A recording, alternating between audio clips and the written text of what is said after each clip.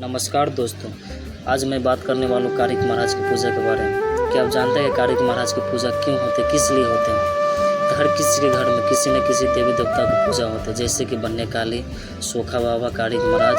अपनी भाषा अपनी संस्कृति में अन्य देवी देवता की पूजा करते हैं। उसी प्रकार कार्तिक महाराज की पूजा होते हैं। तो पूजा घर में नहीं होती बल्कि एक गड़बड़ होता है। पूरे परिवार के साथ पूजा के करते हैं, पूरे गाँव मिलकर पूजा करते हैं, बड़ी धूमधाम से पूजा करते हैं। सबसे बड़ी बात कि 5 दिन के कठिन परिश्रम के साथ पूजा के करते हैं। अपनी भाषा अपनी संस्कृति में कार्तिक महाराज के बुलाते हैं, गंगा मैया को बुलाते, गंगा स्नान करते हैं। बड़ी चाव से बड़े सच्चे दिल से सभी लोग पूजा के करते हैं। जो भी व्यक्ति सच्चे दिल से मनोकामना मांगते हैं उनकी मनोकामना पूर्ण रूप से पूरा होते हैं। तो जो भी जानकारी मुझे था आपको मैं बता रहा हूँ। जो भी गलती हुई उनके लिए माफ़ी मांगता हूँ। जय श्री राम, हर हर महादेव, जय हो कार्तिक।